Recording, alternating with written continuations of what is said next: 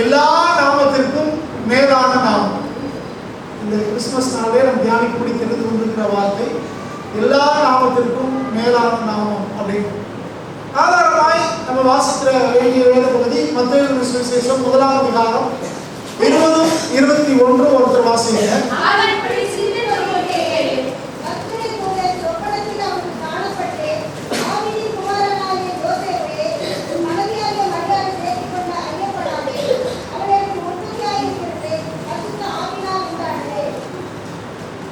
இன்னொருத்தர் வாசிக்கலாம். லூக்கா எழுதின சுவிசேஷம் 1ஆம் அதிகாரம் 30-31 வரைக்கும்.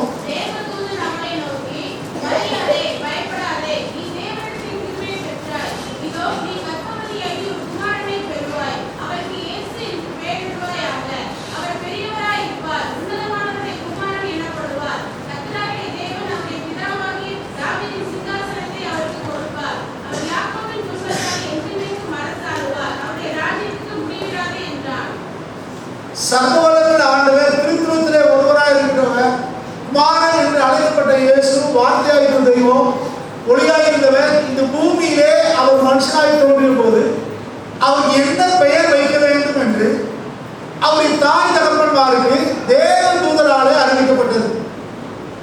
அன்றைக்கு மரியாதத்திலே கேப்ரியேல் தூதன் வந்து பேசும்போது அவர் சொன்னார், அவருக்கு இயேசு என்று பெயரிடுவாயாக அப்படின்னு சொன்னார். இதே காரியத்தை அன்றைக்கு இதே தேவதூதன் யோசேப்பிட்ட பேசும்போதும் அவருக்கு இயேசு என்று பெயரிடுவாயாக அப்படின்னு சொன்னார். கணவன் மனைவிக்குள்ள எந்த குழப்பங்களும் வந்துடக்கூடாதுன்றதுக்காக ஆண்டவர் தூதனை அனுப்பி என்ன பெயர் வைக்க வேண்டும் என்று அவர் 2 பேருக்கு சொன்னார். அதை புரிந்து கொள்ளுங்கள். ஆவிக்குரியவர்களுக்கு பல நேரங்களிலே குழந்தைகள் பிறப்பதற்கு முன்பாகவே ஆண்டவர் பெயரை கொடுக்கிறாங்க. பைபிளில் பல இடத்துல பார்க்கலாம், நம்முடைய தனிப்பட்ட வாழ்க்கையில நம்ம பார்க்கலாம். பெயர் என்பது மிக முக்கியமான ஒன்றாக இருக்கிறது. இன்னைக்கு நம்ம ஊர்களில் பெயர் வைக்கிற மாதிரி அந்த நாட்களில் பெயர் வைப்பது கிடையாது. அந்த நாட்களில் வைக்கப்பட்ட பெயர்கள் எல்லாமே பொருள் உள்ளதாக, அர்த்தம் உள்ளதாக இருந்தது. நீங்க வேத புஸ்தகத்திலே வாசிக்கிற ஒவ்வொரு பெயருக்கும் பழைய பாடம் புதிய பாடம் அதுக்கு பின்னால ஒரு பெரிய பொருள் இருக்கும், ஒரு ரகசியம் இருக்கும். அந்த பொருள் உள்ள பெயர்கள் மாத்திரம் தான் அன்னைக்கு வச்சாங்க. நீங்களா வெள்ளக்காரங்க ஆங்கிலேயர்கள் வைக்கிற பேரை பார்த்தீங்கன்னா நமக்கே ஆச்சரியமா இருக்கும் ஒரு காலத்துல. இனி பார்த்தா அவங்க வைக்கிற மாதிரியே நம்ம ஊர்லயும் வைக்காங்க.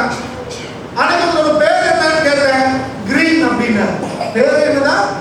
கிரீனா? கிரீன் நம்ம பச்சை அப்படின்னு பேரு. பச்சையா? அது பேரு நீங்க அர்த்தமே இல்லாம எதையாவது பேரை வைக்கிறோம். அழகா இருக்குது, மாடனா இருக்குது, வித்தியாசமா இருக்குது, நம்ம ஊர்ல இல்ல அப்படிங்கிற மாதிரி பேர் வைக்கிறோம். ஆனா நீங்க பைபிளை படிச்சு பாத்தீங்கன்னா வேதம் சொல்கிறது அவன் பெயர் எப்படியோ அப்படியே அவனும் இருக்கிறான். பெயர் என்பது மிக மிக முக்கியமான ஒன்று. அந்த பெயருக்கு பின்னால பல ரகசியங்களை வேதம் சொல்கிறத பார்க்கிறோம். இங்கு தேவதூதன் ஆண்டவராகிய இயேசு கிறிஸ்து இந்த நாளில் பிறப்பதற்கு முன்பாக தெளிவாய் 2 பேருக்கு சொல்றார், அவருக்கு இயேசு என்று பெயரிடுவாயாக அப்படின்னு சொன்னார். ஏன் அந்த பெயரை வைக்க சொன்னார் அப்படின்னா, அவர் சொல்றாரு, அவர் சகல ஜனங்களுக்கு மனுவருக்கும் சகல ஜனங்களுடைய பாவங்களிலிருந்து அவங்களை ரட்சிப்பார் என்று சொல்றார். இயேசு அப்படிங்கிற பெயர் மிக ஆழமான அர்த்தமுள்ள ஒரு பெயர். அதுதான் நம்ம தியானிக்க போகிறோம். முதல்ல அந்த பெயருக்கான காரணம் என்ன, அந்த பெயருக்கு என்ன பொருள், அது எப்படி வந்துச்சு அப்படின்னு பார்த்தோம்னா, இந்த இயேசு அப்படின்னு தமிழ்ல சொல்ற இந்த பெயரை ஆங்கிலத்தில் ஜீசஸ் அப்படின்னு சொல்றோம். இந்த ஜீசஸ் அப்படிங்கிற இந்த ஆங்கில வார்த்தை எப்படி வந்துச்சுன்னா, அன்னைக்கு இருந்த கிரேக்க லத்தீன் வார்த்தைகளிலிருந்து வருகிறது. இந்த கிரேக்கத்திலையும் லத்தீன்லையும் இத இயேசுஸ் அப்படின்னு சொல்றாங்க, இயேசுஸ் அப்படின்னு சொல்றாங்க. இந்த இந்த கிரேக்க லத்தீன் வார்த்தைகள் உருவாவதற்கு முன்னால எபிரேயத்துல எப்படி அழைக்கப்பட்டதுன்னா, இங்க யெஷுவா அப்படின்னு போடுறது, யெஷுவா அப்படின்னு. இந்த யெஷுவா அப்படிங்கிறது ஒரு சுருக்கப்பட்ட ஒரு பேர். நம்ம சொல்றோம்ல பேர் பெருசா இருக்கும், அது சுருக்கி சொல்றோம்ல, அந்த மாதிரி சுருக்கி சொல்றதா இந்த யெஷுவா அப்படிங்கிறது. அந்த முழு பெயர் சரியா சொல்லணும்னா யெகோவா சுவாமி யெகோவா அப்படிங்கிற வார்த்தையினுடைய சுருக்கம் தான் யெகோசுவா. அதான் அதுதான் சுருக்கமாக யேசுவா யேசுவா அப்படின்னு சொல்றாங்க. இந்த யெசுவாங்கிற இந்த வார்த்தைக்கு பின்னால ஒரு பெரிய அர்த்தம் இருக்கு. இது ரெண்டு வார்த்தையும் சேர்ந்து அது என்ன வார்த்தை அப்படின்னா, இது யெகோவா அப்படிங்கிற ஆண்டவரை குறிக்கிறதோ, ரெண்டாவதாக அதனுடைய பின்பகுதியில் உள்ள வார்த்தைக்கு இந்த யெகோவா அப்படின்னு நமக்கு தெரியும். யெகோவா என்ன அர்த்தம்? ஆண்டவர், கர்த்தர், நமக்கு தேவனை குறிக்கிற வார்த்தை. பழைய காலத்துல யெகோவா அப்படிங்கிற நாமத்துல தான் ஆண்டவர் பல பேருக்கு வெளிப்பட்டார். அவர் வந்து இருக்கிறவராகவே இருக்கிற ஆண்டவர். அவர் ஒருபோதும் மாறாதவர், சர்வ வல்லமையுள்ள ஒரு கர்த்தர். அவர் பேரு யெகோவா என்று பழைய காலத்துல அன்றைக்கு இஸ்ரவேலருக்கு தேவன் நம்மை வெளிப்படுத்தினார். அதிசயமானவராக, அற்புதம் செய்கிறவராக, சர்வ வல்லமையுள்ள தேவனாக நம்மை அவர் வெளிப்படுத்தினார். இந்த யெகோவாங்கிற வார்த்தை வந்து இந்த யெசுவாங்கிற வார்த்தையிலே உள்ள அடங்கி இருக்கிறது. இப்ப இயேசு அப்படின்னு நம்ம சொல்றோம் அப்படின்னா அதுக்கு பின்னால அர்த்தம் இருக்கிறது. யெகோவா தேவன் அல்லது சர்வ வல்லமையுள்ள அந்த கர்த்தர் நம்மை ரட்சிக்கிறவர், நம்மை மீட்டெடுக்கிறவர் என்றுதான் அதுக்கு பொருள். இங்க இந்த ரெண்டு வார்த்தை இருக்குன்னு சொன்னேன். இது நல்லா நம்ம கவனிச்சு பார்த்தோம்னா இதுக்கான முழு பொருள் நமக்கு தெரியும். இங்க ஒரு சில வார்த்தைகளை எடுத்து வச்சிருக்கேன். எபிரேயத்துல நம்ம எல்லாருக்கும் தெரியும். இங்க ஜெகோவாசபாத், அது தமிழ் எப்படி சொல்றோம்? யோசபாத் அப்படின்னு சொல்றோம். அந்த ஜெகோவாங்கிற அடிப்படையா வச்சுட்டா இந்த பேர் வந்து நிறைய பேர் சொல்லலாம். ஜோனத்தான் அப்படிங்கிறோம். இந்த ஜோனத்தான் அப்படிங்கிற வார்த்தை தமிழ் யோனத்தான் சொல்றோம். இது எங்க இருந்து வருதுன்னு பார்த்தோம்னா ஜெகோனாத்தான் அப்படிங்கிறது வருது. இந்த பெரிய பேரை தான் சுருக்கி உச்சரிப்புக்கு ஏற்ற விதத்துல அதுக்கு எபிரேயர்கள் பயன்படுத்தினாங்க. அதுல இருந்துதான் கிரேக்க வார்த்தை வருது. அதுல இருந்து ஆங்கிலம் தமிழ் இருந்து வருது. உச்சரிப்புக்கு ஏற்ற விதத்துல பொருள் மாறாதபடிக்கு இந்த பேர்களை கொண்டு வந்தாங்க. அப்ப இயேசு அப்படின்னு நம்ம சொல்றோம் அப்படின்னா அதுக்கு அர்த்தம் என்ன அப்படின்னு பார்த்தோம்னா தேவன் ரட்சிக்கிறவர், நம்முடைய ஆண்டவர் ரட்சகராக இருக்கிறார் அப்படின்னு பொருள். ரட்சகர் அது ரட்சிப்பு அப்படின்னா நம்மளை மீட்டெடுப்பது, நம்மளை தூக்கி விடுறது, நம்மளை விடுதலையாக்குவது, இது எல்லாமே அதுக்குள்ள அடங்கிருக்கு.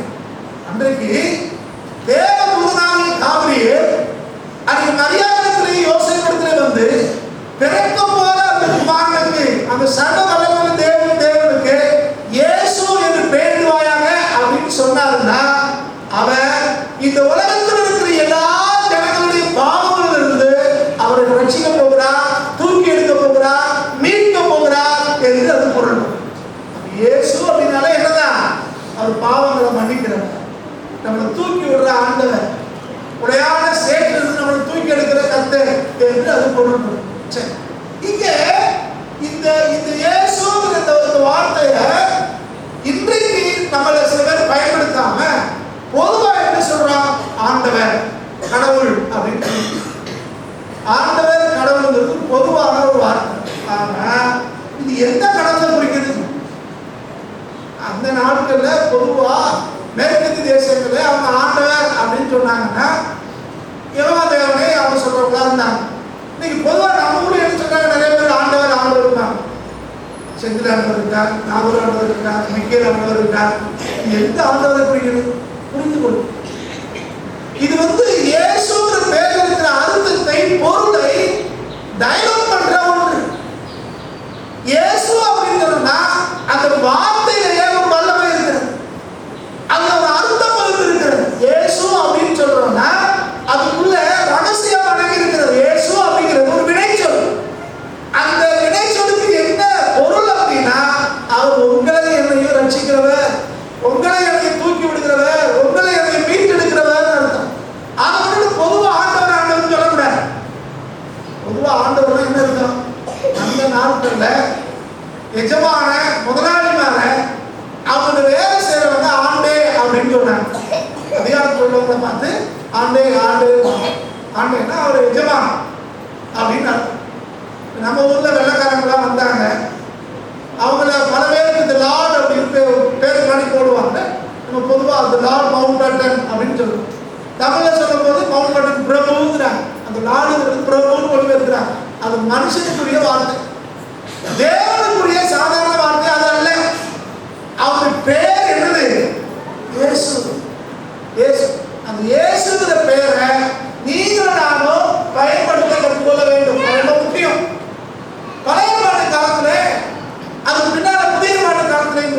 வாழ்ந்த யூதர்கள் இது யெகோவாங்கிற பேரை சொல்றதுக்கு பயந்தாங்க. காரணம் அந்த பேர் அவ்வளவு மகிமையானது, ஆண்டவரை குறிக்கிற வார்த்தை. நம்ம ஊர்ல கூட பெரியவங்க பேரை சொல்லக்கூடாதுன்னு சொல்லுவோம்ல, மரியாதையா பேசணுங்கிறதுக்காக பெரியவங்க பேரை சொல்லக்கூடாதுன்னு சொல்லுவோம். இந்த மாதிரி தான் அந்த நாட்கள்ல யெகோவா சொன்னதுக்கு பயந்துக்கிட்டு பரிசுத்தவான்களாக இருந்த அந்த யூதர்கள் அடோனாய் அப்படின்னு சொன்னாங்க. இப்ப அடோனாய் சொன்னாலுமே அது யெகோவா தேவனை குறிக்கிற வார்த்தை. ஆனா இன்னைக்கு கடவுளுங்கிறதோ ஆண்டவர்ங்கிறதோ அப்படி இல்லை. இன்னைக்கு பன்முகத்தன்மை கொண்ட ஒரு தேசத்திலே வாழ்ந்து கொண்டிருக்கிறோம். பலவிதமான நம்பிக்கை உள்ள ஒரு இடத்துல நம்ம வாழ்ந்து கொண்டிருக்கிறோம். சோ இன்றைக்கு நம்ம பொதுவா கடவுள்னா எந்த கடவுள், ஆண்டவரை யாரை குறிக்கிறது ஒரு பெரிய கேள்வி இருக்குது. அவர் ஆண்டவரை அறிந்த பிள்ளைகள் எல்லா நேரங்களிலும் ஆண்டவரை பற்றி பேசும்போது இயேசுங்கிற வார்த்தையை பயன்படுத்த கற்றுக்கொள்ள வேண்டும். இயேசுங்கிற வார்த்தை தான் உங்களை வாழ வைக்கிற வார்த்தை. இயேசுங்கிற வார்த்தை தான் உங்களுக்கு எனக்கு ஜீவனை சுமத்தி கொடுக்கிற வார்த்தை. இயேசுங்கிற வார்த்தை தான் நம்முடைய தலையெழுத்து, உலகத்தால் சொல்றாங்களே தலையெழுத்துன்னு, அதையெல்லாம் மாற்றக்கூடிய ஒன்று. நம்ம தலையெழுத்து நம்மள புரிந்து கொள்வதற்காக சொல்றேன். நம்ம வாழ்வை தலைகீழாய் மாற்றக்கூடிய ஒன்று உண்டானால் அதுக்கு இயேசுங்கிற பெயர்களை அடங்கி இருக்கிறது. அந்த பெயர்ல தான் பிதாவாகிய தேவன் குமாரனாகிய கிறிஸ்துவை இந்த உலகத்துக்கு அனுப்ப சித்தம் பண்ணார். இந்த இயேசுங்கிற பெயர்ல தனி ஒரு வல்லமை இருக்கிறதை நம்ம பார்க்கிறோம். இயேசு அப்படின்னா அது சாதாரண ஒரு பெயர் இல்லை, ஊர் உலகத்தில் இருக்கிற மாதிரி சாதாரண ஒரு பெயர் இல்லை. அதுக்கு ஆழமான ஒரு பொருள் இருக்கிறது. அந்த இயேசுங்கிற அந்த வார்த்தையிலேயே ஒரு வல்லமை இருக்கிறத நம்ம பார்க்கிறோம். எடுத்தவங்க நீங்க வாசிக்கலாம். அப்போஸ்தலர்கள் 3ஆம் அதிகாரம் 6வது வசனம். அப்பொழுது பேதுரு, வெள்ளியும் பொன்னும் என்னிடத்தில் இல்லை, என்னிடத்தில் உள்ளதை உனக்கு தருகிறேன், நசரேயனாகிய இயேசு கிறிஸ்துவின் நாமத்தினாலே நீ எழுந்து நட என்று சொல்லி. இது நமக்கு தெரியும். பிரதான அப்போஸ்தலனாகிய யோவானும் பேதுரும் தேவாலயத்துக்கு வருகிறார்கள். தேவாலயத்தின் வாசலிலே ஒருத்தர் அமர்ந்து ஏதாவது கிடைக்கும் என்று கையேந்தி எல்லாத்தையும் காசு கேட்டு இருக்கிறார். அங்க இந்த அப்போஸ்தலர் 2 பேர் வந்தபோது இவங்களையும் பார்த்து ஏதாவது கிடைக்குன்னு கையேந்துறார். அந்த நேரத்துல தான் இந்த பேதுரு சொல்றாரு, வெள்ளியும் பொன்னும் என்னிடத்தில் இல்லை, என்னிடத்தில் உள்ளதே உனக்கு தருகிறேன் அப்படின்னு சொல்லிட்டு நசரேயனாகிய இயேசு கிறிஸ்துவின் நாமத்தினாலே எழுந்து நட. என்ன அர்த்தம்?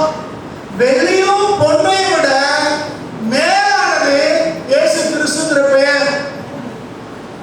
வெள்ளியும் பொன்னையும் கொடுத்தா அதை வாங்கிட்டு சாப்பிடுவாங்க, திரும்பவும் பிச்சை தான் எடுப்பாங்க. அது அவங்களுக்கு உலகத்துல பயன்படும், ஆனா வாழ்க்கையை மாற்றுமானா இல்ல. வெள்ளியும் பொன்னும் இல்லாவிட்டாலும் கர்த்தருக்கு உங்களிடத்துல என்னிடத்துலயோ அவருடைய பெயரை நமக்கு தரித்திருக்கிறார், அவர் பெயரை நமக்கு கொடுத்திருக்கிறார். அந்த இயேசுங்கிற பெயரு எல்லாருடைய வாழ்வையும் தலைகீழாய் மாற்றக்கூடிய ஒன்று. அதான் பேருக்கு சொல்றாரு, உலகத்தால் இருக்கிற வெள்ளியும் பொண்ணும் என்கிட்ட இல்லை. அவங்க எதிர்பார்க்கிற மாதிரி என்கிட்ட எதிர்பார்த்தீங்கன்னா அது உனக்கு கிடைக்காது.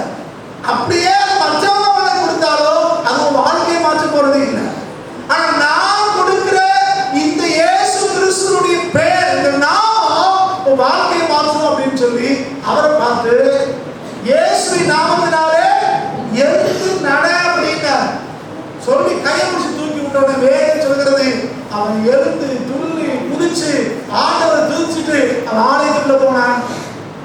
அவன் வெள்ளிலையும் பொன்னிலையும் இல்லாத ஒரு வல்லமை, உலகத்தாராலே செய்ய முடியாத ஒரு கிரியை இந்த இயேசுங்கிற பெயர்ல இருக்கு. ரகசியத்தை நான் சொல்கிறேன், பிசாசை எதிர்த்து நிற்கணும்னா சர்வாயுத வர்க்கத்தை தரித்துக் கொள்ளுங்கள் என்று நம்ம வாசிக்கிறோம். எபேசியர் 4:7, யாக்கோபு 6ஆம் அதிகாரம் 11 வாசிங்கன்னா அங்க ஒரு லிஸ்ட் இருக்கு.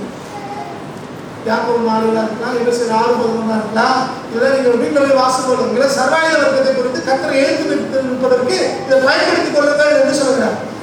பிசாசுக்கு எதிர்த்து நில்லுங்கள், அப்பதான் உங்களை விட்டு ஓடி போவான். அவன் ஓடி போனா சர்வாயுத வர்க்கத்தை தெரிந்து கொள்ளுங்கள், அவன் எதிர்த்து நிற்பது. ஆனா அதே நேரத்துல அவன் மேற்கொள்ள வேண்டுமானால், அவனை ஜெயிக்கணும் அப்படின்னா நமக்கு 3 வல்லமைகள் நமக்கு தேவையா இருக்குது. ஒன்று, இயேசு கிறிஸ்துவினுடைய ரத்தம். கர்வாரி சிலுவையிலே அவர் சிந்தின ரத்தம் இருக்கிறது, அது உங்களை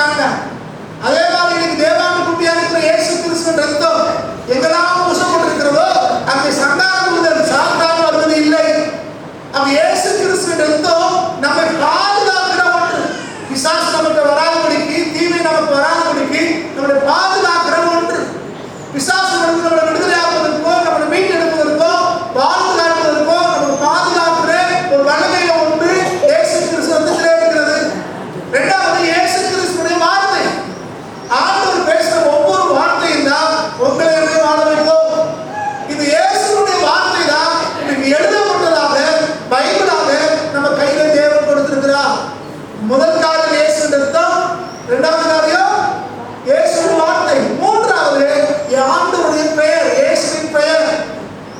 அந்த இயேசுவினுடைய நாமம் சொல்ற இயேசு அப்படிங்கிற வார்த்தை, இது மூன்றையும் நீங்கள் நாம் பயன்படுத்தும் போது சாத்தானை ஜெயிக்க முடியும். இயேசுவின் நாமத்தினாலே என்று நாம் சொல்லும்போது பிசாசு நடுங்க ஆரம்பிக்கிறார். பிசாசு நம்ம மேற்கொள்ள முடியும், சகல கட்டுகளை நம்ம முறிக்க முடியும். இயேசுடைய வார்த்தைப்படி பேசும்போதும், இயேசு கிறிஸ்துவின் ரத்தத்தை நீங்கள் நானும் தெரிவிக்கும் போதும் அந்த பெரிய மாற்றத்தை நம்ம பார்க்கிறோம். அப்படி நம்ம வாழ்க்கையில பிசாசு தோற்கடிக்கணும்னா, ஜெயமுள்ள ஒரு வாழ்க்கை வாழணும்னா இந்த மூன்று ஆயுதங்களை நீங்களாம், மூன்று வளங்களை நீங்களாம் பயன்படுத்தணும். அவர் ஒன்றை தான் தியானிச்சுட்டு இருக்கிறோம், அவருடைய நாமம், அவருடைய பெயர். இயேசுவின் பெயர்ல ஒரு வல்லமை இருக்கிறதே பார்க்கிறோம். அது யாருடைய வாழ்க்கையையும் அந்த இயேசுவின் நாமம் மாற்றும். அப்ப இன்னைக்கு நம்ம ஒரு காரியத்தை விரும்புகிறோம்னா, ஒரு காரியத்தை செய்யணும்னா இயேசுவின் நாமத்தினாலே என்று நம்ம சொல்லும் போது அங்க ஒரு மாற்றம் உண்டாகுதை நம்ம பார்க்கிறோம். ஒரு பெரிய மாற்றத்தை பார்க்க முடியும்.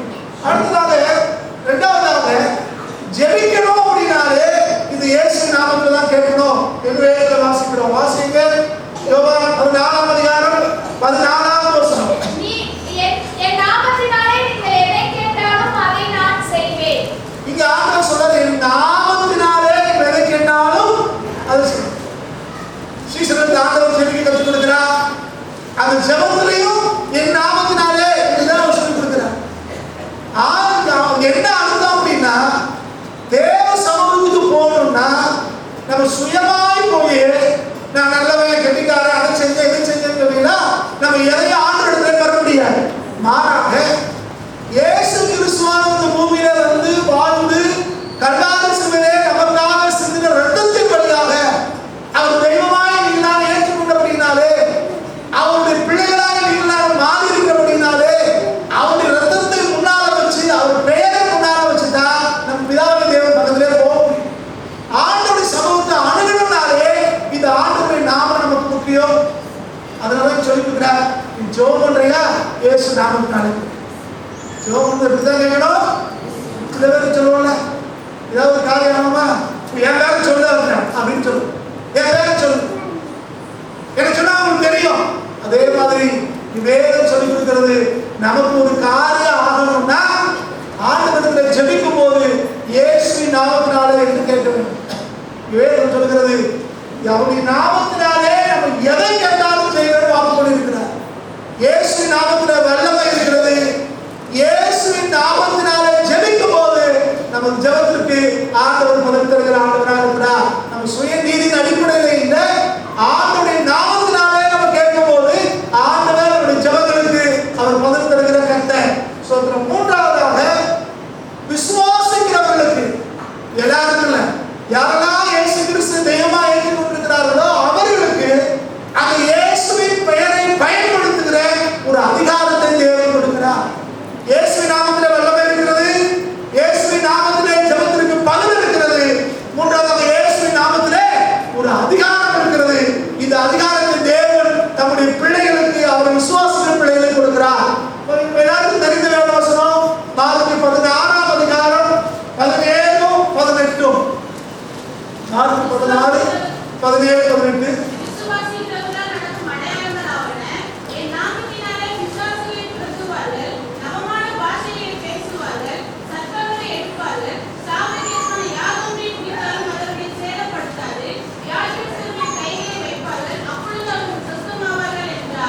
இங்க ஆண்டவர் சொல்றார், வரம்பற்றவர்களாலே நடக்கும் அடையாளங்களாவன, அழைக்கப்பட்டவர்களாலே கிடைக்கும் அடையாளங்களாவன, அபிஷேகம் பண்ணப்பட்டவர்களாலே கிடைக்கும் அடையாளமாவன அப்படிதான் சொல்றாங்க.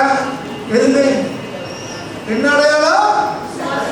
இயேசு கிறிஸ்து யாரெல்லாம் விசுவாசிக்கிறாங்களோ அவங்களாலே நடக்கிற அடையாளங்களாவன.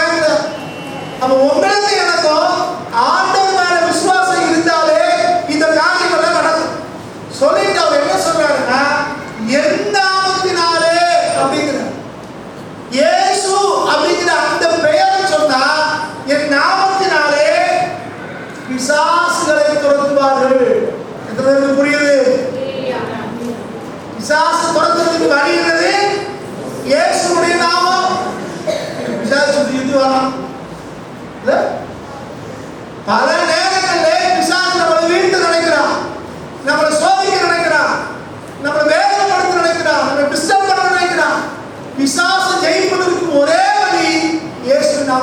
துரத்தி தான் ஆகணும், வழியே இல்லை. பிசாசு துரத்தாம அவன் பக்கத்தில் வச்சுன்னா ஒன்றும் செய்ய முடியாது. பிசாசு துரத்தி ஆகணும். பிசாசு துரத்துறதுக்கு வழி என்னது? இயேசுவின் நாமம் தான். ஆண்டவருடைய நாமத்தை தவிர அவர் ஒன்றும் கிடையாது. அவர் சொன்னார், என் நாமத்தினாலே பிசாசுகளை அந்த வார்த்தை கவனிங்க. அப்புறம் என்ன செய்வாங்க? நவமான பாஷைகளை பேசுவார். அந்நிய பாஷை, பல பாஷைகளை பேசுவீங்க. அடுத்தது சர்ப்பங்களை. இதெல்லாம் சர்ப்பங்களை பார்த்தா சர்ப்பம் என்னது? பாம்பு. பாம்பை பார்த்தா எல்லாம் ஓடிக்கிட்டு இருக்கான். இங்க என்ன சொல்றாரு? ஒரு மிஸ்டேக் போற. அப்ப இயேசுவின் நாமத்துக்கு என்று ஒரு தனி அதிகாரம் இருக்கிறது. இந்த அதிகாரத்தை அவர் விசுவாசிக்கிற ஒவ்வொருத்தருக்கும் ஆண்டவர் கொடுத்திருக்கிறார். அப்ப நீங்களும் நானும் இயேசுங்கிற பேரை பயன்படுத்தணும்னா அங்க ஒரு கிரியை நடக்கும். ஆனா விசுவாசிக்காதவங்க அடுத்தவங்க பயன்படுத்துற மாதிரி நம்மளும் சொல்லி பார்ப்போம். அப்படின்னா எது நடந்துச்சுன்னு உங்களுக்கு தெரியும். அப்படித்தானே? எனக்கு இயேசுவையும் தெரியும், பவுலையும் தெரியும் அப்படின்னு சொன்னாலே பிசாசு இருந்துச்சா மேற்கொண்டது புறத்து எடுக்கும். அப்ப நம்ம இந்த பேரை பயன்படுத்தணும்னா, இயேசுங்கிற நாமத்தை பயன்படுத்தணும்னா நம்ம அவர் மேல விசுவாசம் வைக்கணும், அவர் மேல நம்பிக்கையா இருக்கணும், அவர் வார்த்தைப்படி வாழணும். அதோட அவர் வார்த்தையை பயன்படுத்தும் போது, அந்த பெயரை பயன்படுத்தும் போது அது அங்கே கிரியை சேர்ந்துப்பாங்க. நாமம் அப்படின்னு சொல்றோம். நாமம் அப்படின்னா அது வடமொழி சொல், சமஸ்கிருத வார்த்தை. நல்ல தமிழ்ல சொன்னா பெயர். பெயர். அப்ப இயேசுங்கிற பெயருக்கு ஒரு தனி அதிகாரம் இருக்கு. எத்தனை பேருக்கு இது வரைக்கும் சொன்னது புரிஞ்சிச்சு? அப்ப எது செஞ்சாலும் எப்படிதான் செய்யணும்? இயேசுவின் நாமத்தினாலே. எது செஞ்சாலும் வாழ்த்துறமா இயேசுவின் நாமத்தினால, பிசாசு தந்துறமா இயேசுவின் நாமத்தினால, வாக்குறுதிகள் சொல்லிருக்கிறோமா இயேசுவின் நாமத்தினால, கட்டுகளை பிடிக்கிறோமா இயேசுவின் நாமத்தினால, ஒருத்தருக்கு ஆசீர்வாதம் சொல்றோமா இயேசுவின் நாமத்தினால. ஏன்னா அதுலதான் அதிகாரம் இருக்கிறது, அதுலதான் வல்லமை இருக்கிறது. அந்த நாமத்தினால ஜெபிக்கும் போதுதான் அவர் ஒரு பதவியை தருகிறவராக இருக்கிறார். அப்ப இயேசுங்கிற பெயரை நீங்கள் நான் பயன்படுத்த கற்றுக்கணும். நீங்க இயேசுங்கிற பெயரை பயன்படுத்தாம நீங்க நிறைய பிரச்சனை இருக்கு. ஒரு நாளிலே ஒரு ரோட்ல ஒரு போக்குவரத்து காவலர் ஒருத்தர் நிறுத்திட்டார். ஒரு பைக்கை நிறுத்தி அதெல்லாம் கேட்டுட்டு இருந்தேன். அப்போ ரெண்டு பேரும் வாக்குவாதம் நடந்துட்டு நான் பக்கத்துல இருந்து கவனிக்கிறேன். கடைசியா பேசிட்டே இருந்தாரு. அந்த பாதிக்கப்பட்டவர் யாருக்கோ போன் பண்ணார். இப்போ அந்த காவலருக்கு ஒரு போன் வருது. வந்த உடனே இருந்து போனார். அந்த பைக்ல வந்து போய் சொல்றார், நீங்க ஏன் அவர் பேரை முதல்ல சொல்றேன், என்ன சிக்கலா மாட்டி விடுறீங்களே, போங்க சார் போங்க சார் அப்படின்னு. நீங்க ஏன் அந்த பேரை அவர் பேரை முதல்ல சொல்ற? பேருக்கு என்று ஒரு அதிகாரம் இருக்கு, பெயருக்கு என்று ஒரு மதிப்பு இருக்கு, பெயருக்கு என்று ஒரு வல்லமை இருக்கு. அந்த சாதாரண மனுஷன் பேருக்கே ஒரு அதிகாரம்னா வானத்தையும் பூமியும் படைச்ச சர்வ வல்லவருடைய பெயருக்கு எவ்வளவு அதிகாரம் யோசிப்பாங்க. அப்ப எதை செஞ்சாலும் எப்படித்தான் செய்யணும்? நம்ம பேர சொல்லல, நானே எங்க அப்படி இல்லை. ஆண்டவர் இல்லைன்னா, அவர் நாமம் இல்லைன்னா நம்ம ஒண்ணுமே இல்லை. அப்ப இங்கே பார்க்கிறோம் அவர் நாமத்திற்கு என்று ஒரு அதிகாரம் இருக்கிறத பார்க்கிறோம். அடுத்து கவனிச்சீங்கன்னா இந்த நாமம், இந்த பெயர் தான் உலகத்தில் இருக்கிற எல்லா பெயரை விட மேலான பெயர் என்று வேதம் சொல்லுது.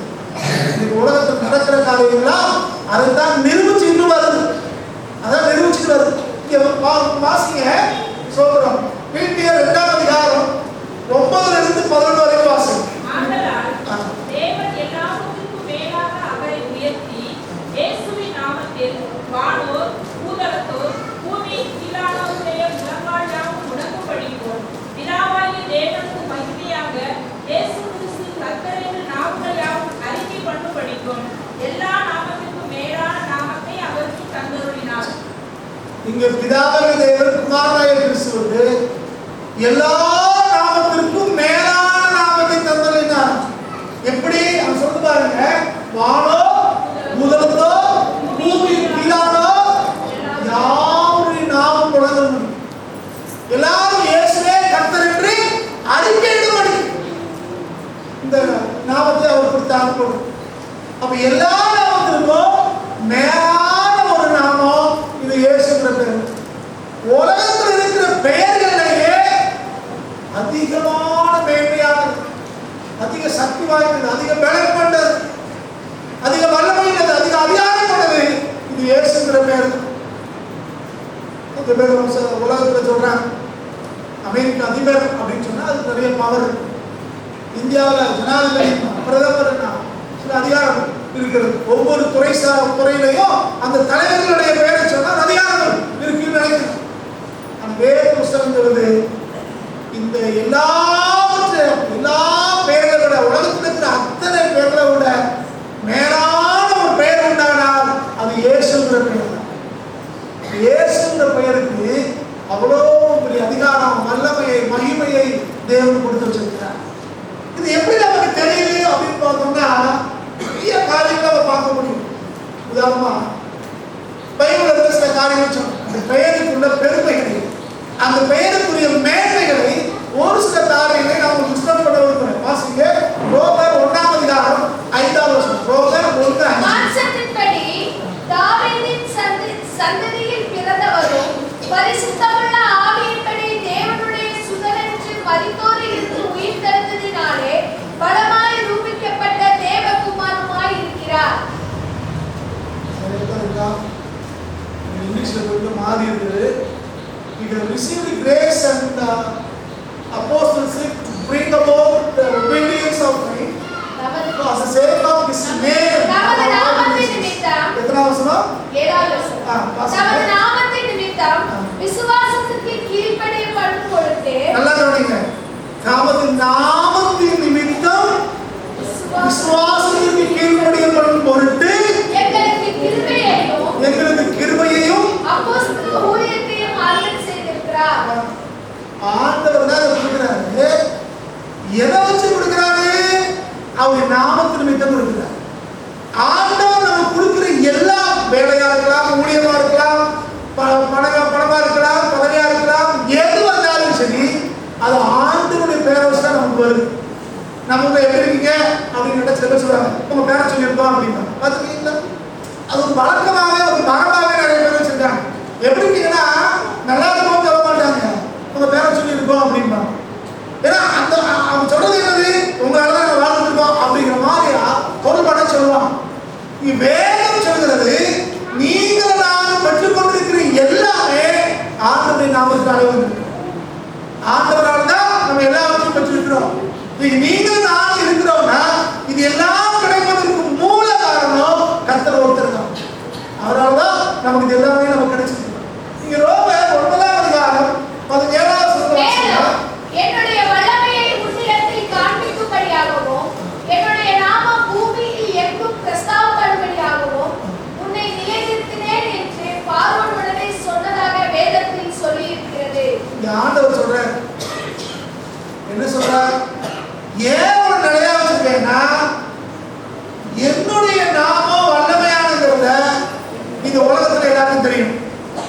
இந்த உலகத்துல எல்லாரும் புரிந்து கொள்ள வேண்டிய ஒரு காரியம், இயேசுங்கிற நாமம் தான் வல்லமை உள்ளது என்பது. அதை வெளிப்படுத்துவதற்காகத்தான் நான் ஒன்றையே வச்சிருக்கேன் அப்படின்னு. இந்த இயேசுங்கிற நாமம் எல்லாவற்றையும் நமக்கு கொடுக்கும். இந்த இயேசுங்கிற நாமம் வல்லமையுள்ள ஒன்று. அவருடைய நாமத்தினுடைய வல்லமை வெளிப்படும் படிக்கத்தான் நீங்க அநேகரை கர்த்தர் இருந்து விட்டு வச்சிருக்காரு. பார்வோனியா யாருக்கு சொல்றாரு? மோசேட்ட இல்ல, பார்வோன்னு சொல்றாரு. பார்வோன் அன்னைக்கு இருந்த ஆண்டவர் அறியாதவன். இனி கொஞ்சம் பிசாசு வாக்கில் தேவன் விட்டு வச்சிருக்க காரணம் என்னன்னா தேவனுடைய நாமம் வல்லமை வெளிப்படுவதற்காக, தேவனுடைய நாமம் வல்லமை வெளிப்படுவதற்காக. ஒரு நாள் ஒரு தம்பி என்ன கேட்டான், சாத்தான் தான் மோசமானவன் ஆச்சு, எல்லாத்தையும் கெடுக்கிறவன் ஆச்சு, எதுக்கு ஆண்டவர் விட்டு வச்சிருக்காரு அப்படின்னு. நல்ல கேள்வி. நிறைய ஆண்டவர் விட்டு வைக்கணும், ஏதோ அவனை அழிச்சுக்கலாமே. இந்த வார்த்தை தான் நான் சொன்னேன். சாத்தா இருந்தா தாண்டா தேவனுடைய வல்லமை என்னன்னு தெரியும். சாத்தா இருந்தா தான் நம்மளுடைய பேரு என்னன்னு நமக்கு விளங்கும் அப்படின்னு சொல்றது புரியுதா? அதாவது விளையாட்டு போட்டின்னு வைக்கிறீங்கன்னு வச்சுக்கோங்க. ஒருத்தர் மட்டும் போயிட்டா ஜெயிச்சேன்னு சொல்ல முடியுமா? போட்டிக்கு ஒரு ஆள் வந்தாருன்னா யாரு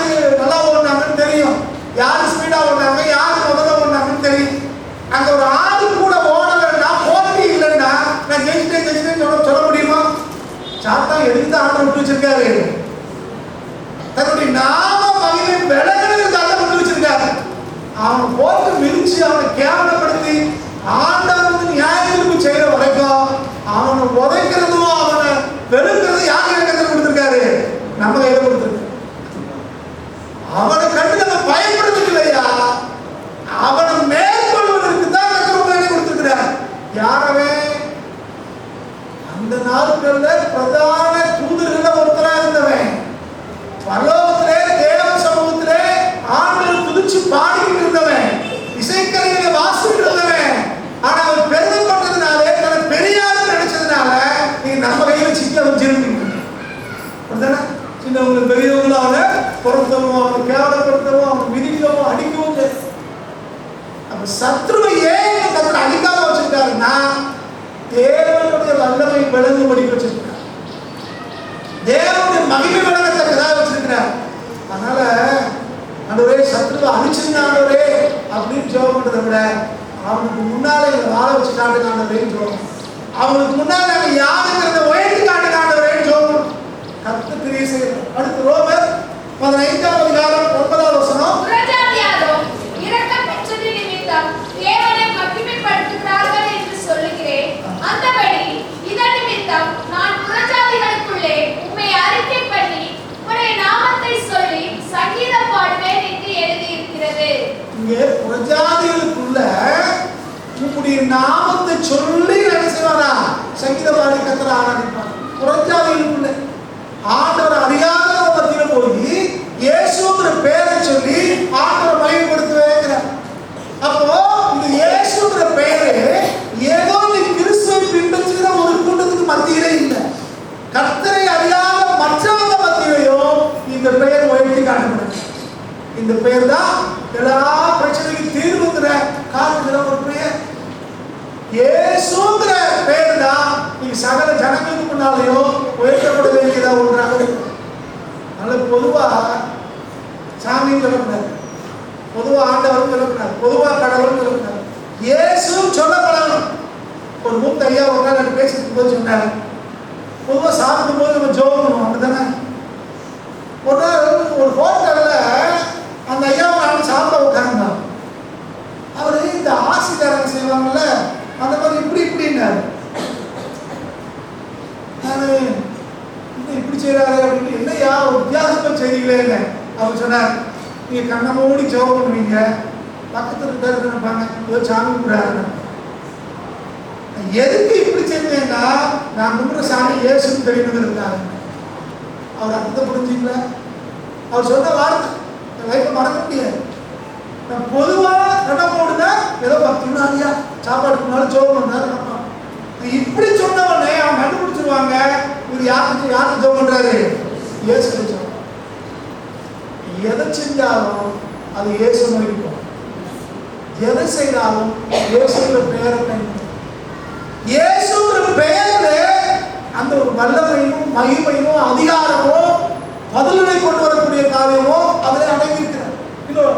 ரோமர் 10ஆம் அதிகாரம் 13ஆம் வசனம். ஆதலால் கர்த்தருடைய நாமத்தை தொழுது கொள்ளுகிற எவனும் ரட்சிக்கப்படுவான். ரட்சிப்பு யாருக்கு? கர்த்தருடைய நாமத்தை தொழுது கொள்கிறவர்களுக்கு. சர்ச்சுக்கு வர்றவங்களுக்கு, காணிக்கை போடுறவங்களுக்கு, கிறிஸ்துமஸ் வர்றவங்களுக்கு, கிறிஸ்துமஸ் அன்னைக்கு புது ட்ரெஸ் போட்டவங்களுக்கு அப்படிலாம் போகும். கிறிஸ்துமஸ் புது ட்ரெஸ் போட்டவங்களுக்கு தான் கர்த்தருக்கு சோத்திரம். இன்னி மாதிரி பழைய சட்டை போடுறவங்களுக்கு அவங்க கர்த்தருக்கு சோத்திரம். நீ புது ட்ரெஸ் போட்டாலும் சரி, போடாத இருந்தாலும் சரி, ஏசு ஏதாவது தான் பிறந்தார். சரிங்களா? கர்த்தர் வந்து புது ட்ரெஸ் போட்டா தான் அது கிறிஸ்துமஸ் அப்படின்னு அர்த்தம் இல்லை. இல்லை, பழைய ட்ரெஸ் போட்டு வந்தாலும் என்னதுதான் நமக்கு கிறிஸ்துமஸ் தான். இல்லையா? புது ட்ரெஸ் போட்டாலும் நாங்களாம் சந்தோஷமா இருக்கோம். சோத்திரம். எத்தனை பேருக்கு ட்ரெஸ்ஸே இல்லாமல் இருக்காங்க, நமக்கு கர்த்தர் ட்ரெஸ்ஸை கொடுத்துருக்கிறாரு, நம்ம அதுக்காக கர்த்தர் சோத்திரம் பண்ணணும். சரி, இங்க அவர் என்ன சொல்றாரு பாருங்க, அவருடைய நாமத்தை தொழுது கொள்ளுகிற எவனும் ரட்சிக்கப்படுவான். அப்போ இந்த ரகசியம் என்னன்னா, ஆண்டவர் இயேசுங்கிற பேரை தொழுது கொண்டா நமக்கு அந்த ரட்சிப்பு. அதுதான் இங்க நம்ம கவனிக்கணும். அப்ப இயேசு ஏன் பேரை வச்சு சொன்னாருன்னா, இவ்வளவு ரகசியங்கள் அது அடங்கி இருக்கு. அதனால பொதுவாக ஆண்டவரே கடவுள் அப்படின்னு சொல்லாம இயேசுங்கிற பெயரை நீங்களாலும் பயன்படுத்த கற்றுக்கொள்ளணும். நாங்கள் நம்ம தான் ஜீசஸ் சொல்றோம், எபிரேயர் சொல்றவங்க யெஷுவா சொல்றாங்க. அந்த வார்த்தைகளை சொல்லுவதற்கு நாம பயன்படுத்தணும்.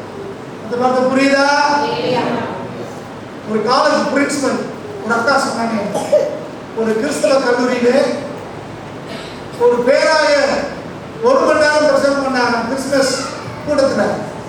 இயேசுங்கிற பேரை ஒரு தினம் கூட சொன்னது மீன். இந்த கூட்டத்தில் இயேசு பிறந்ததை கொண்டாடுகிற கூட்டத்தில் சர்வ வல்லமையுள்ளவர் அப்படி இப்படின்னு பேசினாரா, இயேசுங்கிற பேரை சொல்லவே இல்லைப்பா. எனக்கு ரொம்ப வேதனையா போச்சு அப்படின்னா. இப்போ 30 வருஷத்துக்கு முன்னாடி சொன்னது எனக்கு இன்னும் ஞாபகத்தில் இருக்கிறது. இன்னைக்கு நிறைய பேர் பொதுவாக கடவுள் ஆண்டவர் அப்படி இல்லையா. அவருக்கு ஒரு பேர் இருக்கிறது, அதுக்கு பேர் இயேசு. இயேசு என்றால் பாவங்களிலிருந்து ரட்சிக்கிறவர் என்று பொருள். இயேசுங்கிற பேருக்கு அதிகாரம் இருக்கிறது, இயேசுங்கிற பேருக்கு வல்லமை இருக்கிறது. இயேசுங்கிற பேர் தான் வல்லமை. ஜெபத்துக்கு பதில் கொண்டு வரும். கவனம். அடுத்து பாருங்க, இந்த இயேசுங்கிற பேருனால பல நன்மைகள் நமக்கு இருக்கு. எல்லாத்தையும் விவரமாய் சொல்றதுக்கு நேரம் இல்லை, அது நேரமாய் சொல்ல போறேன். முதல் காரியம், அதுக்கு வல்லமை இருக்கிறது, வாசித்தோம். ரெண்டாவது, அது ஒரு புனிதமான ஒரு பெயர். இயேசுங்கிற பெயர் சாதாரண பெயர், அது ஒரு புனிதமான பெயர். சாக்ரமென்ட் சொல்றோம், அது ஒரு புனிதமான ஒரு பெயர்.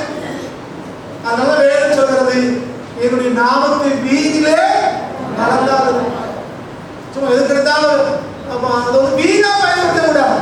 இயேசுங்கிற பெயரை எங்க பயன்படுத்தணுமோ அங்க பயன்படுத்துவதோடைய அது வீணாய் பயன்படுத்தப்படும். ஒரு நாள்ல ஸ்டெர்லைட்லாம் ஓடிக்கிட்டு இருக்கும்போது நம்ம தண்ணி பஞ்சத்தில் இருந்தோமே, அந்த காலகட்டத்தில் தண்ணி இல்லாதப்போ போர்வெல் தண்ணி வச்சு ஒரு சில வீடுகளில் தண்ணி கொடுத்துட்டு இருந்தாங்க. அப்படி அப்போ ஒருத்தர் போனாராம், தண்ணி வாங்க போயிருக்கிறார். தண்ணி யார் வீட்டில் இருக்குன்னா ஒரு ஆண்டவர் அறிஞ்சவர் வீட்டில் தான் தண்ணி இருக்குது. அப்போ இவர் போய் சொன்னாரா, சோத்ரம் அப்படின்னு அவன் போனவங்க. யாரு தண்ணி கேட்டு போனவர் சோத்ரம் அப்படின்னா அவர் என்ன சொல்லுவாரு, யாரோ பேச அறிஞ்சவங்க வந்திருக்காங்கடா அப்படின்னு தண்ணி கொடுத்து பாருங்க. சோத்ரம் அப்படின்னு இருக்காரு. அவர் நெத்தியை பார்த்துருக்காரு, நெத்தியில் ராம இருக்கு. சோத்ரம் என்ன இருக்குது, நாம இருக்குது. அடுத்து சொன்னாரா, ராதாமாசம் தெரியுங்கள, அவன் மச்சான் நானு அப்படின்னா. அப்புறம் அடுத்த ஷாக், வித்தியாசமா இருக்குது, இதுக்கு எதுக்கு பாஸ்ட் வேற சொல்றாங்க அப்படின்னு. இப்ப யாரு போய் கேட்டாரோ அவரே என்ன சொல்றாரு, உங்க பேரை சொன்னேன் அப்படின்னா தண்ணி தரத்துக்கு யோசிக்காங்க. ஐயா ரொம்ப பஞ்சமியா இருப்ப, இருக்கிறதே 2 குடம் தண்ணி தான் இருக்கு, உங்களுக்கு கொடுத்துட்டா எப்படி அப்படின்னாங்க. நான் சொல்லிட்டேன், என்ன கோயிலுக்குலாம் போயிருக்கேன், கிறிஸ்துமஸ்லாம் போயிருக்கேன், பண்டிகைலாம் போயிருக்கேன் அப்படின்னு சொல்லி அதை சொல்லி உங்களோட தண்ணி வாங்கிட்டு விட்டவங்களா என்ன. அவருக்கு கூட தெரியுது இயேசுங்கிற பேரை சொன்னா எப்படியா தண்ணி வாங்கிக்கலாம். எனத்தையாவது சொல்லு, நம்ம ஆண்களுக்கு ஆண்டவரை எத்தனையோ நாளாச்சு, ஊர்க்காரன் பேர உலகத்துக்காரன் பேர எதையோ சொல்றான். இயேசுங்கிற பேரை சொல்றதுக்கு ஆனா தேவையில்லாத இடத்துல சொல்றோம். எங்க சொல்றோம், தப்பு பண்ணி மாட்டிட்டா, ரோட்ல லைசன்ஸ் இல்லாம ஹெல்மெட் இல்லாம போயிட்டா, அங்க என்ன சொல்றோம், நான் பாஸ்டர், நான் லைசன்ஸ் வச்சிருக்கேன், நான் கிறிஸ்தவன் போய் சொல்ல மாட்டேன், வீட்டில் வச்சிருக்கேன். அவன் வரப்பான். அப்போ நீ கிறிஸ்தவன் தான் அப்படிதான் ஃபைன் கட்டணும், உனக்கு தான் தண்டனை. நீ ஒழுங்கா இருக்க வேண்டியவங்க, நீ பாஸ்டா அப்புறம் நீ ஓரமா நில்லு, நீ தான் ரொம்ப நேரம் நிற்கணும். நீ ஹெல்மெட் போடாம வந்தா எப்படி? நம்ம ஐயா இவ்வளோ இருக்காரு. ஒரு நாள் தான் நடிச்சாவத்தில் மாட்டிக்கிட்டாரு போலீஸ்ல. மாட்டின உடனே யாரும் இருக்காரு, நான் மாமனார ஊழியம் செய்யறேன். உடனே அந்த பிடிச்ச போலீஸ்காரர் சொன்னாரா, அவர் டான் வண்டிக்குள்ள வருவார் இருக்கிறாங்க. முன்னால அவர் வண்டி கூட தெரிஞ்சு வச்சிருக்கு யாருக்கு, போலீஸ்காரர். இதில் இல்லை, நான் பாஸ் கூட ஊழியம் செய்யறேன். சரி நீங்களே ஊழியம் செய்யறீங்களே ஹெல்மெட் போடாம லைசன்ஸ்ல வந்து அப்படி போங்க, இனிமேல் ஒழுங்கா வரணும். புரியுதா? இயேசுவை எங்க பயன்படுத்துறோம், கிறிஸ்துவ எங்க பயன்படுத்துறோம், எப்படியாவது தப்பிச்சுக்கிறது. ஆனா இயேசு பேர் அதுக்கு கொடுக்கப்படல. இயேசுங்கிற பேர் கொடுக்கப்பட்ட நோக்கம் சரியா புரிந்து கொள்ளுங்க. அது புனிதமான ஒரு பெயர். அடுத்து இந்த இயேசுங்கிற பெயர்ல ஒரு தெய்வீகம் அடங்கி இருக்கிறது. யாரு முதலே சொன்னேன், இந்த ஜெசுவாங்கிற பேர் எங்க வந்துச்சு, ஜெபவாங்கிறது தேவனுடைய பேர் அடங்கி இருக்கிறது. அதனாலதான் இயேசு இயேசு சொல்லுங்க. ஜெபவா தெய்வீகம் இருக்குது. சும்மா எல்லா பேரையும் மாறி இல்லை. ஞாபகம் தான் கத்தனை சோதரம் நிறைய பேர் இங்கே இருக்கீங்க. அந்த பேர் எப்படி இருப்பாங்க? இன்னைக்கு வரைக்கும் அப்படிதான் இருக்குது.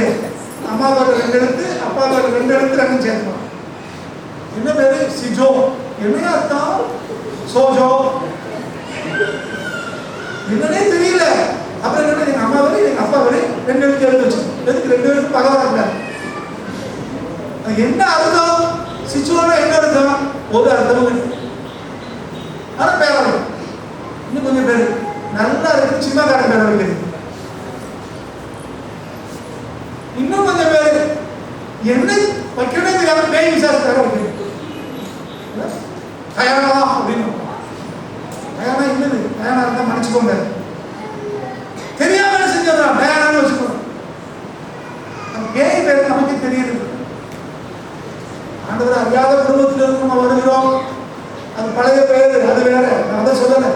கிறிஸ்துக்குள்ள வந்ததுக்கு பிறகு நான் ஆவியும் போட்டுட்டேன் அப்படி போட்டுட்டேன்னு சொல்லிக்கிட்டு என்ன பேரை வைக்கிறது? பைபிள்ல நெகட்டிவா இருக்கிற பேர்லாம் நிறைய பேர் இருக்காங்க. யூதாஸ்ல பேர் தான் நான் கேட்கறேன். யூதாஸ் பேர ரொம்ப தெரியல. மற்றபடி பைபிள்ல யாரெல்லாம் நெகட்டிவ் கேரக்டர் இருக்கோ அவங்க பேர்லாம் கோயில்படியில் இருக்கு. நான் பார்த்துருக்கேன். எதுக்கே அந்த பேர் வச்சாங்க? எங்க பாஸ்டர் வச்சாங்க. ஒரு அக்காட்ட உங்க பேர் இருக்காங்க எபிரேயர் அப்படின்னு. எபிரேயரா? திரும்ப கேட்கிறேன். ஆமா, நாசம் கொடுத்து எங்க பாஸ்டர் பேர் எபிரேயர் வச்சாங்க. அந்த பாஸ்டர் எபிரேயர் வச்சாங்க. எதுக்கு வச்சாரோ எனக்கு தெரியும். எனக்கே வைக்கிறது. ஆனா இங்க அப்படி இல்லையா? பேருக்கு அர்த்தம் இருக்கு, பொருள் இருக்கு. இயேசு அப்படின்னா அதுக்கு பல ரகசியங்கள் அடங்கி இருக்கு. சரி, அது தெய்வீகமான ஒரு பெயர். அடுத்து பாத்தீங்கன்னா அங்க அந்த பேர்ல தான் நீதி உண்டாகுது. இயேசுங்கிற பேர் இருந்தா நீதி கிடைக்கிறது. வேறொரு வேகமான சொல்லிட்டு பாருங்க. நமக்கு நீதி வேணுமா? அந்த இயேசுங்கிற பேர் தான் நமக்கு தர முடியும். எல்லா இடத்துக்கும் நீதி நமக்கு கிடைக்கிறது இல்லை. இயேசுங்கிற பேர் தான் நம்ம ஜபத்துக்கு பதில் இருக்கிறது. ஆண்டவர் சமூகத்துக்கு போகனாலே இயேசுங்கிற பேரை சொல்லி தான் போக முடியும். சுயத்தினாலே எங்க கேட்க முடியும். இயேசுங்கிற பேர் தான் உங்களை என்னையோ நீதிமானாய் மாற்றும். உங்களை என்னையோ கர்த்தருடைய பிள்ளையாய் மாற்றும். இந்த இயேசுங்கிற பேர் தான் உங்களுக்கு எனக்கு அதிகாரத்தை கொடுக்கிறது. உங்களை என்னையோ வாழ்விக்கக்கூடிய ஒன்றாக இயேசுங்கிற பேர் தான் இருக்கு. ஆகவே நீங்கள் நானும் தெளிவாக புரிந்து கொள்ளுங்கள். முதல் சொன்ன திரும்ப ஞாபகப்படுத்துகிறேன். நமக்கு தேவன் 3 வல்லமைகளை கொடுத்திருக்கிறார். அது ஒன்று இயேசுடைய ரத்தம், இயேசுடைய வார்த்தை. மூன்றாவது இயேசுங்கிற பெயர், நாமம். இந்த இயேசுங்கிற பெயர்னாலதான் நீங்கள் நானும் எல்லாவற்றையும் மேற்கொள்ள முடியும். பிசாசை துரத்த முடியும், வியாதிகளை சுகமாக்க முடியும், ஆண்டவர்களை ஜெபித்து பலனை பெற்றுக் கொள்ள முடியும். அந்த இயேசுங்கிற பெயர் தான் பாவத்திலிருந்து சாபத்திலிருந்து உங்களை மீட்டெடுக்கிறது. இயேசுங்கிற பெயர் தான் வல்லமையும் அதிகாரமும் தங்கி இருக்கிறது. இயேசுங்கிற பெயருக்கு என்று ஒரு தனி தெய்வீகத்தை கர்த்தர் வைத்திருக்கிறார். அவை எங்க பயன்படுத்தினாலும் எப்போ நினைச்சு பார்த்தாலும் இயேசுங்கிற பெயருக்கு ஒருபோது நீங்கள் நானும் விலகி விடுகிறார். அம்மா பொதுவாக கடவுளே ஆண்டவரே அப்படின்னு சொல்லிட்டு கூட சொல்லும்போது என்ன சொல்லணும்? சத்தமா சொல்லுங்க. கிறிஸ்துமஸ் அப்படின்னு சொல்றாங்க. கொஞ்சம் ரொம்ப ஸ்டைலா எக்ஸ்மாஸ் அப்படின்னு. எக்ஸ்னால என்னது? அது எக்ஸ்னால எக்ஸ். அது ஒரு பொருளும் இல்லாத எக்ஸ்மாஸ் சொன்னீங்கன்னா நாம கத்திர அனுப்புவார். புரிஞ்சுக்கோ. கிறிஸ்துமஸ் சொல்லணும். யார் பிறந்தனால? X பிறந்தனால.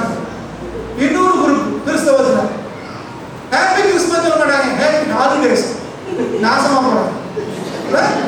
Happy holidays. Happy Christmas சொன்னா என்ன குறையுது உனக்கு? புரிந்து கொள்ள. நாயகங்கிற பெயர்ல இயேசுங்கிற பெயரை நீக்கணும் அப்படின்னா ஆசீர்வாதம் குறைச்சு. இயேசுங்கிற பெயரை பயன்படுத்தத்தான் நம்ம வாழ்க்கையில ஒரு மேன்மையும் ஒரு ஆசீர்வாதம் வந்துட்டா. இது வந்து புரியுதா? அவசியங்களா? நீங்கள் நானும் எதுக்கு வந்திருக்கிறோம்? இயேசுடைய பிறப்பை அனுசரித்து கொண்டாட வந்திருக்கிறோம். இயேசு டிசம்பர் 25 அன்னைக்கு அவர் பிறக்கல, அது உறுதி. ஆனா அவர் பிறந்தாருங்கிறது உறுதி. அதை கொண்டாடுறதுதான் நவம்பர் டிசம்பர்லாம் நம்ம கொண்டாடி கிடக்கும். இல்ல அது ஆண்டு பிறப்பை நம்ம சொல்லிட்டு இருக்கோம். இது நவம்பர் டிசம்பருக்கு மட்டுமல்ல, அது டிசம்பர் 25க்கு மட்டும் இல்ல, நம்ம ஜீவனுள்ள நாளெல்லாம் கொண்டாடப்பட வேண்டியது இந்த இயேசுடைய பிறப்பு. இயேசுடைய பிறப்புக்கு அவ்வளவு அதிகாரமும் வல்லமையும் மகிமையும் அடைந்திருக்கிறது. அதை கொண்டாடத்தான் நீங்கள் நான் வந்திருக்கிறோம். அப்ப இயேசுங்கிற பேர்ல இவ்வளவு இருக்குன்னா அந்த பேரை தான் உங்களுக்கு எனக்கும் ஆண்டவர் இன்னைக்கு தரிப்பித்திருக்கிறார். நீங்களாம் யாரு? ஆண்டவருடைய பிள்ளைகள். அப்பா வேற சர்ணயமா போட்டுக்கிறோமே, அது மாதிரி நீங்கள் நான் யாரு? இயேசுடைய பிள்ளைகள். அப்ப இயேசுடைய அதிகாரமோ, இயேசுடைய வல்லமையோ, இயேசுடைய மகிமையோ இப்ப எங்க இருக்குன்னா அவர் பிள்ளை நம்மகிட்ட திரும்பி பாருங்க. காலையில வரும்போது தூக்கம் தலையாம வந்தவன், கொட்டாய் விட்டுட்டே பாட்டு பாடினவன், ஆறாவது வேலையில பக்கத்துல தூக்கி தூக்கி விழுந்தவன், அப்படி திரும்ப போகக்கூடாது. போகும்போது எப்படி போனா இயேசுடைய பிள்ளைங்கிற அந்த நினைப்போட, அந்த நம்பிக்கையோட, அந்த விசுவாசத்தோட கடந்து போகணும். இயேசுங்கிற பேர்ல என்ன இருக்குது? வல்லமை இருக்கிறது, அதிகாரம் இருக்கிறது, ரட்சிப்பு இருக்கிறது, விடுதலை இருக்கிறது. அது எல்லாவற்றையும் பயன்படுத்தபடி அந்த இயேசுங்கிற நாமம் இது உங்களுக்கு எனக்கு தேவன் அழைத்திருக்கிறார். ஆண்டவர் நமக்கு கொடுத்திருக்கிறார். அதை பயன்படுத்த பரவாது இருப்போம், அதை பயன்படுத்தி ஆசீர்வாதத்தை சோதரிப்போம். கர்த்தர் பெரிய காரியங்களை செய்வார். ஜெபம் பண்ணுமா? எழுதுக்கு முடிஞ்சு எல்லாம் எழுதுட்டு கொள்வோம். கர்த்தருடைய முகத்தை நோக்கி பார்க்கலாம். Thank you Jesus. Thank you Lord. ஸ்தோத்திரம் ஸ்தோத்திரம் ஸ்தோத்திரம் ஸ்தோத்திரம் ஸ்தோத்திரம் ஸ்தோத்திரம். Thank you Lord. நம்ம ஆராய்ச்சி பார்ப்போம். ஒருவேளை நமக்குள்ள சோர்வுகள் இருக்கலாம், வேதனைகள் இருக்கலாம், பல கேள்விகள் நமக்கு இருக்கலாம். ஆனா கர்த்தருடைய சமூகத்திலே அவரை அப்படி விட்டு கொடுப்போம்.